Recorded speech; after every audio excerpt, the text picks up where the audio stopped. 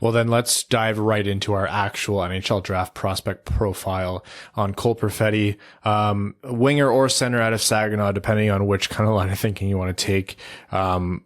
Billed as one of the smartest players in the draft and maybe the most likely Red Wings pick. So Brad, let's start our dive into him. Well, I'll start by saying, to me, Cole Perfetti is a winger.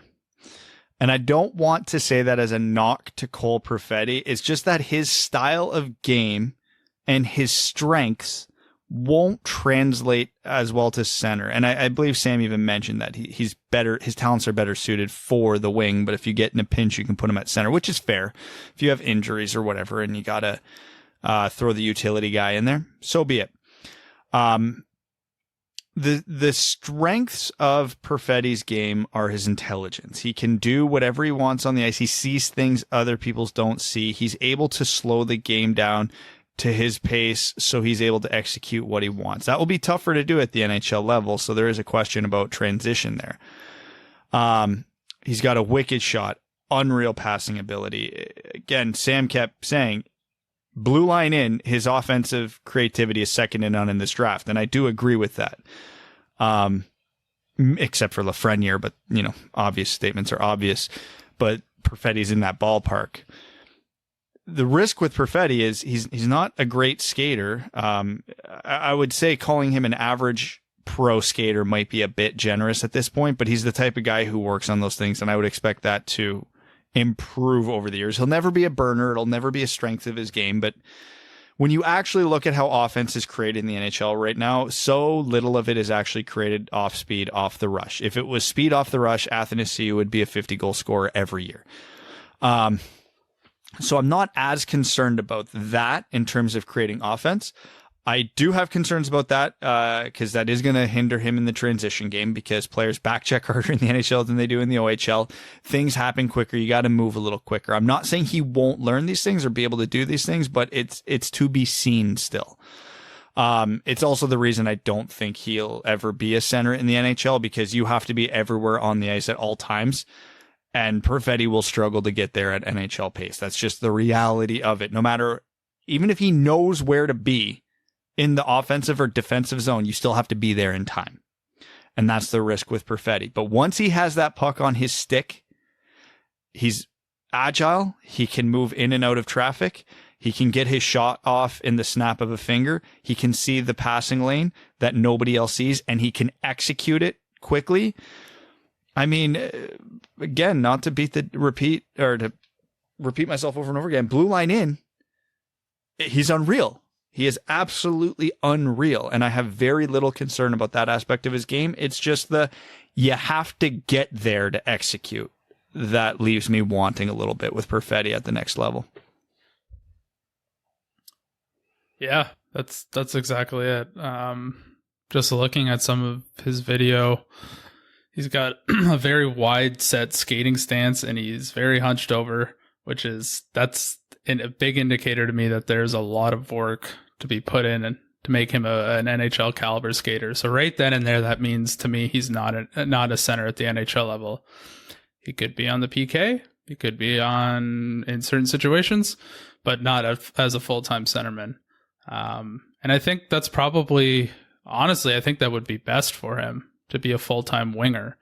A lot of his key moments in some of the highlight videos all come from the perimeter, and that's where he kind of establishes himself. So yeah, if they're looking for a centerman, I don't think he's the guy, but he's got probably the best vision out of anyone in the draft. Like some of the passes he makes in these videos are just unbelievable. So I see him as a guy who, he'll be an excellent playmaker, but he'll also have the ability to score some goals. So I think it might be better to compare him to other wingers at number 4. I wouldn't be upset with that pick at all. I just hope they aren't really dead set on him playing center. The one thing that I didn't mention when I was talking that I absolutely reminded myself today that I wanted to mention, one of the things that I noticed with Perfetti, specifically with his playmaking, the one thing that separates him from every other player in this draft is his deception when he's setting something up. It is truly something remarkable to watch. Like, if you watch him on any rush, a 2-on-2, 2-on-1, whatever it looks like he's about to do, he does the other. So he'll come in, he'll look for the pass the whole way, and then drag back to shoot, and then the goalie squares up to the shot as the puck goes over to his teammate. Or same thing, like he'll catch a pass, and then as soon as he opens his blade up to shoot, it's already off. So he doesn't necessarily need to be that fast if he's keeping the opponent guessing all the time, which is what he does. You don't know what he's setting up to do until he does it, which is a very, very rare skill in the NHL. Lots of guys attempt it. Lots of guys can do it. Few can do it as effectively and consistently as he does. He's very good in small spaces. Yeah. Which is a huge asset to have at the NHL level. Yeah. He's good in small spaces, and he's good at finding those spaces, which is if you're not going to be a strong skater, then you need to be able to do that. And he definitely does, which is why he's excelled. These two guys before me highlighted exactly the pros and cons about Perfetti that are going to stand out. And the thing about him being a center, I gave up a long time ago trying to predict who's going to stick at center and who won't. I think so much of that is just dependent on their development, both in the system of the team that they're drafted by and physically. He has been touted. This is by people who are around him. Like, this one's from the GM of Saginaw. He's saying like this guy's, or maybe it wasn't the GM that said this, but someone close to him said he's just still developing physically, and you can tell that he looks like he's 13 years old. So you have to imagine the guy still has a lot of physical development to do. So you work on that skating during those development years, those formative years. You work on your size and your strength. The being able to play center might come, and as Sam mentioned, starting out at wing and then slowly moving to center as you mature might come. And okay, let's compare him to Raymond. Evan, you said maybe it's more fair to compare him to other wingers. I have some Raymond bias because, admittedly, in my tier of players outside of the top three, Raymond is, if I had to pick one at the top, it'd be him. I called him like a fantastic playmaker who can see the ice extremely well. Like you guys said, Perfetti beats almost everyone in the draft in terms of that. Like, he is so freaking smart in the offensive zone. You put him on the left wall, the same thing we talked about Raymond. You put him on the left wall in the power play, that'd be a great spot for him. And he can generate the offense from the wing. He can drive a line probably from a wing. If this is a guy that pans out but doesn't go to center, it does not mean he's a bust as a prospect. So I would obviously prefer him to be a center, because that means he's probably Detroit's number one center if they pick him. But I'm starting to come off the idea of that is his barometer or his threshold for success. I watch him, and like I said, we've said in the past, you add skating to Perfetti and he's a top 3, maybe a top 2 pick in this draft. Like, he really does do everything. His shot being as threatening as it is something that's overlooked a lot in my mind. Well, again, to relate this to the Red Wings, because that's what we're doing on these final prospect profiles, we've been saying for 2 years, 2 drafts in a row on this podcast, the number one thing the Red Wings are missing in their organization is an elite playmaker. Perfetti but that's his thing. And a lot of people don't think you can be that guy from the wing. I think even if Perfetti sticks at wing, if everything goes well for him, he can be the line driver from the wing. He can be the general.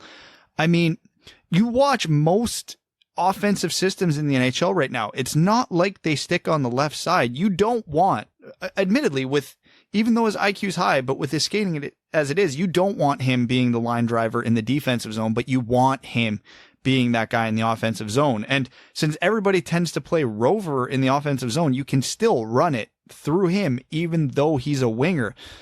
I mean, let's say the Red Wings keep their top line together for the next 5 years. What might Detroit's second line look like right now? Well, my best guess in 3 years would be Perfetti, Veleno, Zadina.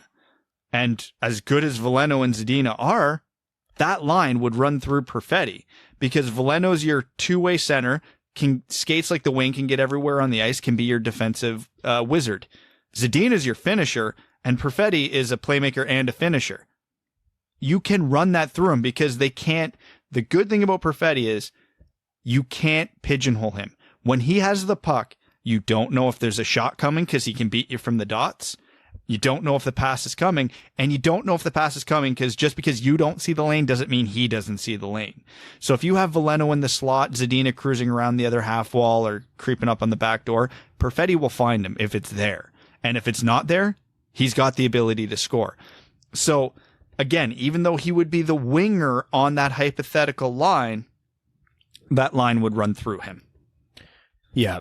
Perfetti's brilliance in his playmaking, and just like a couple more points about that. Like, he makes the right pass. He can make the right pass whenever he wants, but he can also get so creative it's freaky and execute at a level as if the pass was simple. Like, that's how good his playmaking is. Like, that is why teams are so set on this guy despite physical deficiencies that are perceived by scouts. So size and skating are two of the biggest things scouts look for, whether they're old school or new school. And the fact that this guy's being so highly touted despite those things, that's how talented he is.